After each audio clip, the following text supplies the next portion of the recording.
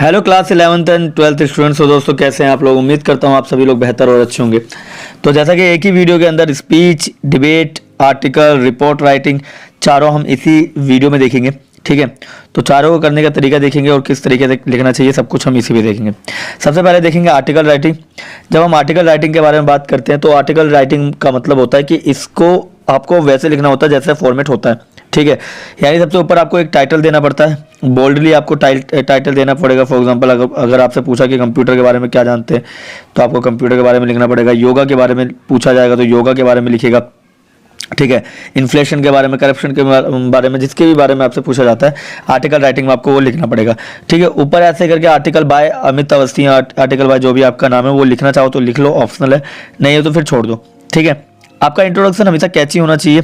ठीक है, कैची का मतलब ये होता है कि कैची इन द सेंस कि आपको जैसे फॉर एग्जांपल अगर आप एजुकेशन के ऊपर लिख रहे हो तो आपका जो स्टार्टिंग होना चाहिए वो लिखना चाहिए कि an education is the key of success.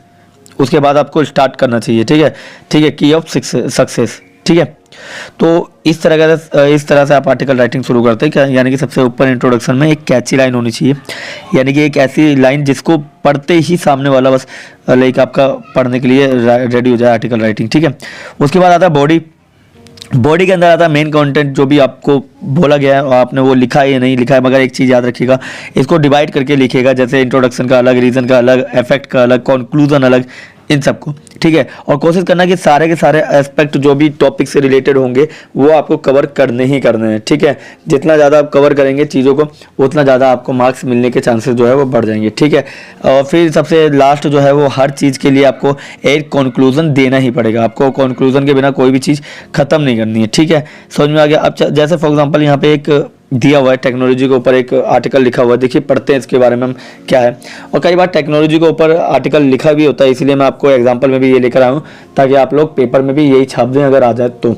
ठीक है, तो लिखा है the impact of technology and education.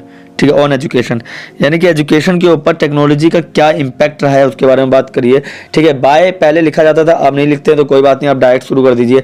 और लिखा है technology has revolutionised every aspect of our life. ठीक है, यानी कि जो टेक्नोलॉजी है आज के डेट में क्रांतिकारी बन चुका है हर एस्पेक्ट से, हर तरीके से हमारी ज़िंदगी में।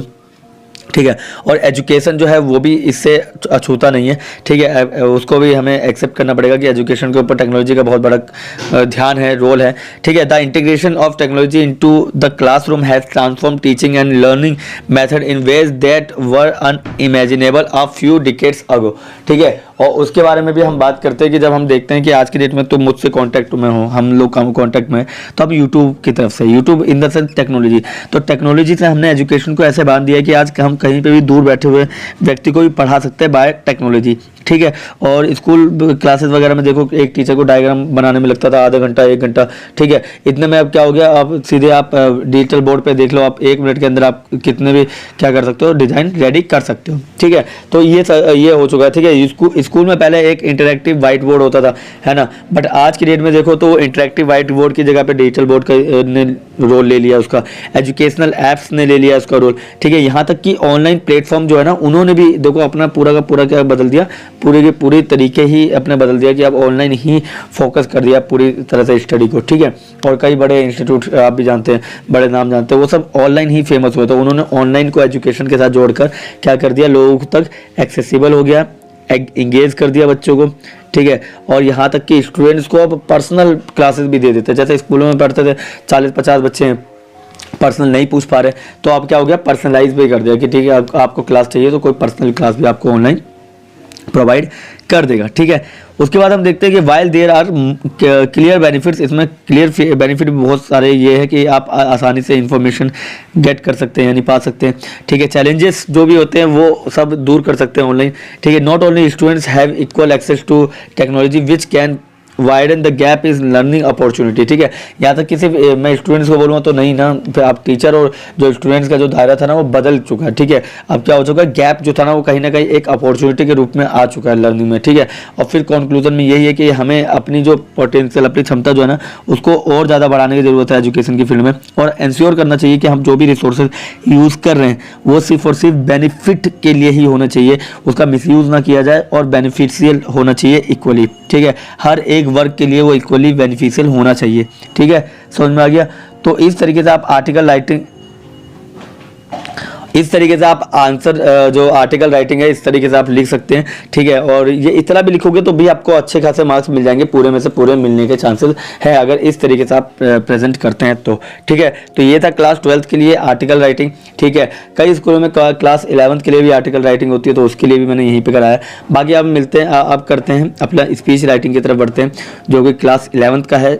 इस बार 11th में पूछा जा रहा है, वैसे पिछली बार 12th में पूछा गया था, तो ये अब बदलते रहते हैं, इसलिए मैंने 11th 12th को साथ में यहाँ पे कर लिया, ठीक है। अब बात करते हैं स्पीच राइटिंग। स्पीच राइटिंग में भी सेम आर्टिकल की तरह आपको लिखना होता है, बॉडी होता है, उसके अंदर मेन कंटेंट होता है, एग्जांपल होता है, रीजनिंग होती है, ठीक है, जो भी आपको बताना होता है। यहाँ तक कि डिवाइड करना पड़ता है आपको वैसे ही पैराग्राफ में, जैसे ऊपर आपने पैराग्राफ डिवाइड किए थे। यहाँ तक कि आपको कंक्लूजन में एक स्ट्रॉन्ग मैसेज देना होता है, ठीक है। और इसके अलावा मैं आपको बता दूं कि इसमें जो मेन चीज़ जो ऐड हुई है वो है ग्रीटिंग, ठीक है, ग्रीट करना, यानी इंट्रोडक्शन में आपको ग्रीट करना पड़ता है। इसके अंदर आप खुद के एग्जांपल भी दे सकते हो, खुद के बारे में बोल सकते हैं, एज आई थिंक, मैं ऐसा सोचता हूँ स्पीच राइटिंग में, क्योंकि स्पीच आपने दी है तो आप उसको उसके अंदर खुद भी इंक्लूड कर सकते हैं, ठीक है। बट जब हम आर्टिकल राइटिंग के बारे में बात करते हैं तो आर्टिकल में ऐसा कुछ भी नहीं देखने को मिला हमें, ठीक है। आर्टिकल में जैसा होगा टॉपिक वैसे ही प्रेजेंट करना पड़ेगा। स्पीच में आपको प्रेजेंटेशन अपने बिहाफ पे देनी चाहिए, कि आपने जो इमेजिन किया है, जो आपने देखा है, उस पर फोकस कर सकते हो, ठीक है। मगर हाँ सॉरी, इमेजिनेशन नहीं, आपको इस पर फैक्ट पे काम करना है, ठीक है। आप ज़्यादा एक एग्जांपल देखते हैं। एग्जांपल जो स्टार्ट किया है इसने लिखा है good morning respected principal, teachers and my dear friends, ठीक है। Today I am here to speak front of you, ये वाली लाइन आप लिख सकते हैं, या today I am going to highlight some views on this topic. इस तरीके से आप प्रेजेंट कर सकते हैं। आपके सपोर्ट मटेरियल में लगभग सपोर्ट मटेरियल में 4-5 तरीके से ग्रीटिंग लिखा हुआ है, तो आप ग्रीट करने के तरीके अपने तरीके से लिख सकते हैं। बाकी फिर आता है टॉपिक पे, तो टॉपिक है, ठीक है, इसलिए भी देखो ग्रीट लिखा हुआ है। It is an honour to stand before you today to talk about the importance of preserving our environment, ठीक है। इन्वायरमेंट की आपको इन्वायरमेंट क्यों बचाना चाहिए उसके बारे में उसने इम्पोर्टेंस बताइए कि, ठीक है। तो लिखा है एज वी गो, देखो इसमें अपने आप को इंक्लूड कर देना कि जैसा हम जाते हैं, ठीक है। As we go about our daily life, ठीक है, अपने डेली लाइफ में हम जब देखते हैं सारी चीज़ें, तो it's easy to forget that fragile state of our planet, the pollution, deforestation and climate change, all consequences of human negligence, ठीक है। तो जैसे कि हम अपने आसपास देख सकते हैं, तो इतनी सारी जो विपदाएं हैं, आपदाएं जो हैं, ठीक है, जिसमें पॉल्यूशन है ना, आपका डिफॉरेस्टेशन है, क्लाइमेट चेंज है, ठीक है, ये सब ह्यूमन की गलतियों से हो रहा है और उसको बदलने की हमें ज़रूरत है, ठीक है। However there is still hope, अभी भी क्या है, इसमें एक स्टिल होप है कि हम इसको अडॉप्ट करके इसको एक सस्टेनेबल प्रैक्टिस में लगा सकते हैं, यानी कि इसको हम यूज़ तो करें मगर ऐसे यूज़ करें कि आगे आने वाला फ्यूचर भी उस चीज़ों को देख सकें। हमें उन चीज़ों का यूज़ करना चाहिए जो दोबारा रिड्यूस की जा सके, मतलब दोबारा रिसाइकिल की जा सके, ठीक है। रिड्यूस करना पड़ेगा हमें जो भी गार्बेज वगैरह, वेस्ट वगैरह है, ठीक है। उसके बाद प्रोटेक्ट करना पड़ेगा नेचुरल रिसोर्सेज को, और we can all contribute to making the world a better, और हम सभी कंट्रीब्यूट दे सकते हैं अगर हमें बेटर बनाना है अपने प्लेस को, अपने वर्ल्ड को, तो इस पे फोकस हम कर सकते हैं, ठीक है। फिर आता है let us work together to create a healthier environment for our self and future generation, ठीक है। और ये लास्ट में इसलिए कंक्लूजन में लिख दिया लेट अस वर्क, हमें साथ में काम करना चाहिए क्रिएट करने के लिए एक अच्छा एनवायरनमेंट अपने लिए, फ्यूचर के लिए, ठीक है। और फिर बाद में थैंक यू करके इसलिए अपना स्पीच खत्म कर दिया, ठीक है।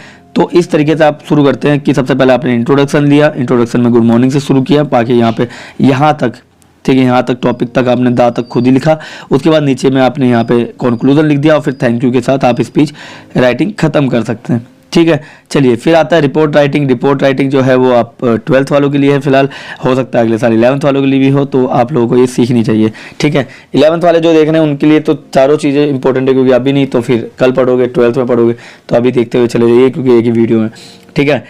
अब आता है रिपोर्ट राइटिंग। रिपोर्ट राइटिंग के ऊपर सबसे ऊपर आता है हेडिंग, जो भी रिपोर्ट आपने देखी, जैसे फॉर एग्जांपल मैं कल कहीं से आ रहा था, मैंने एक्सीडेंट होते हुए देखा, तो मैं वहाँ पे लिखूंगा an accident happen front of me, या फिर एन एक्सीडेंट करके मैंने रिपोर्ट का टाइटल लिख दिया।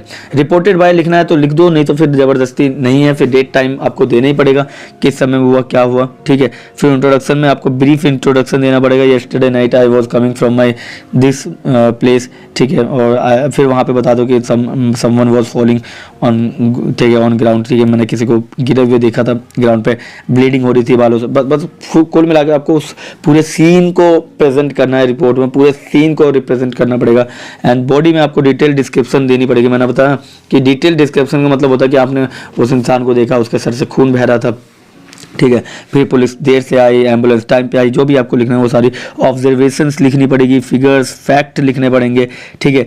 एंड लास्ट में अपनी तरफ से कंक्लूजन देना है तो दे दो, नहीं है तो फिर कोई बात नहीं, ज़बरदस्ती है नहीं, ठीक है। अब जैसे यहाँ पे लिखा हुआ है, यहाँ पे लिखा report of the annual science exhibition. ज़्यादातर स्कूल की तरफ से आपको रिपोर्ट राइटिंग दी जाती है। तो डेट लिखी हुई है 12 फरवरी 2025, ठीक है, और लिखा है the annual science exhibition was held at XYZ school on 12 फरवरी 2025। आप इस फॉर्मेट को चाहो तो कॉपी कर लो, ठीक है, क्योंकि आपके स्कूल में report on the annual science exhibition हो सकता है, या एनुअल डे पे हो सकता है, फेयरवेल डे पे हो सकता है, फ्रेशर पार्टी पे हो सकता है, तो इन सब में आप ये लिख सकते हैं, ठीक है। तो अगला क्या लिखा है इसमें कि एनुअल साइंस एग्जीबिशन जो था ना वो हेल्ड किया गया था XYZ स्कूल में 12 फरवरी को। Event showcase numerous innovative project by students from various classes. अलग अलग क्लासेस के अंदर हमने ये चीज़ें देखी थी। The exhibition was inaugurated by the principal doctor AB Sharma, ठीक है, और इनोग्रेशन जो था ना वो क्या किया गया था, वो AB शर्मा द्वारा इनोग्रेट किया गया था, ठीक है। Among the highlights were projects, क्या है, among the highlights were projects on renewable energy, robotics and space exploration, students demonstration। कुल मिला के यार देखो साइंस से रिलेटेड, साइंस से रिलेटेड आपने क्या क्या चीज़ें देखी वो यहाँ पे प्रेजेंट किया गया है। यानी कि आपने प्रोजेक्ट देखे किस चीज़ पे, रिन्यूएबल एनर्जी पे, रोबोटिक्स पे देखा, स्पेस एक्सप्लोरेशन के ऊपर दिया, ठीक है। बाकी वहाँ पे वर्किंग मॉडल बहुत सारे दिखाया गया, सोलर पावर के डिवाइसेस दिखाए गए, ठीक है, ऑटोमेटेड मशीन दिखाई गई है, ठीक है। एग्जीबिशन के अंदर आपने पॉजिटिव रिस्पॉन्स देखा, ठीक है, जहाँ पे पेरेंट्स और टीचर का पॉजिटिव रिस्पॉन्स था उस चीज़ को देख के। और फिर आपको लास्ट में कंक्लूजन में लिखना तो लिख दो कि वो बहुत ह्यूज सक्सेस था, प्रोवाइड किया गया था, स्टूडेंट को एक प्लेटफॉर्म दिया गया था ताकि वो अपनी क्रिएटिविटी को बता सके और साइंटिफिक नॉलेज कितनी है उनके पास वो भी वो प्रेजेंट कर पाए, ठीक है। और आपको बता दो मैं रिपोर्ट इतनी ही लिखी जाती है, this is the perfect report I have ever seen, ठीक है, ये परफेक्ट रिपोर्ट है, इससे ऊपर कुछ नहीं है आपके पास, ठीक है, समझ में आ गया। चलिए तो लास्ट देखते हैं। अगला है डिबेट राइटिंग। डिबेट राइटिंग के बारे में जब हम बात करते हैं तो याद रखना यहाँ पे डिबेट लिखी जाती है। डिबेट या तो मोशन में होती है या फिर अगेंस्ट में होती है। तो यहाँ पे मोशन वाली देखते हैं फिलहाल तो क्या है।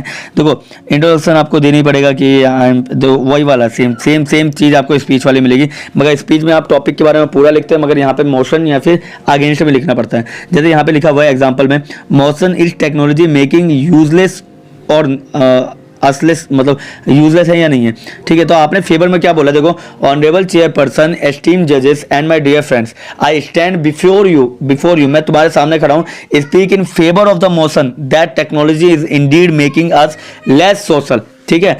तो आप ये बताओगे टेक्नोलॉजी जो है आज के डेट में बहुत ज़्यादा दिखाया जा रहा है, बाहर की दुनिया से लोग अलग हो चुके हैं, ठीक है। With the rise of social media and online communication we have become increasingly isolated in real life.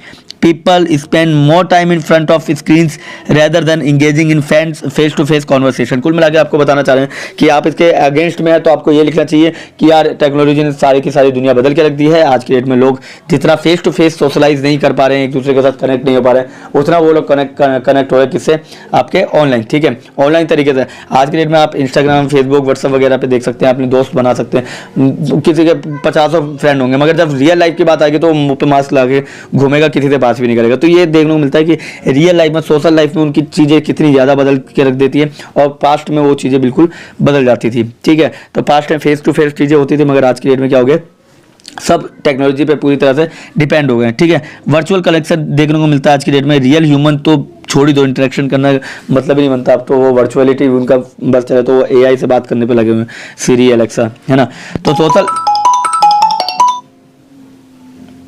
कौन है यार, ठीक है।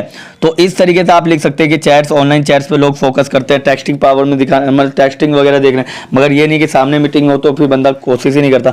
तो अगर फिर आपको लास्ट में देखो, लास्ट में आपको एडवांटेज भी लिखना चाहिए। एडवांटेज ये है कि ठीक है। तो रियल लाइफ में सारी चीज़ें बदल गई है और लास्ट में आपको कंक्लूजन देते समय याद रखना पड़ेगा कि in conclusion while technology has its advantage, ठीक है, टेक्नोलॉजी का एडवांटेज तो है मगर आज के डेट में लोग इसे एक तरह से मिसयूज़ की तरह यूज़ कर रहे हैं, ठीक है। तो कुल मिला के अगर आपसे टेक्नोलॉजी के बारे में पूछ लेंगे तो एक बंदा फेवर में बोल देना, दूसरा मिसयूज में बोल देना, ठीक है, समझ में आ गया। चलिए तो आज के लिए इतना ही, मिलते हैं किसी और वीडियो में किसी और लेक्चर के साथ। अगर किसी को ये PDF चाहिए तो नंबर आप लोगों को पता ही है कहाँ पे लेना है, ठीक है, इस नंबर से मैसेज करके भी ले सकते हैं, ठीक है। चलिए तो मिलते हैं किसी और वीडियो में, तब तक के लिए थैंक यू और धन्यवाद।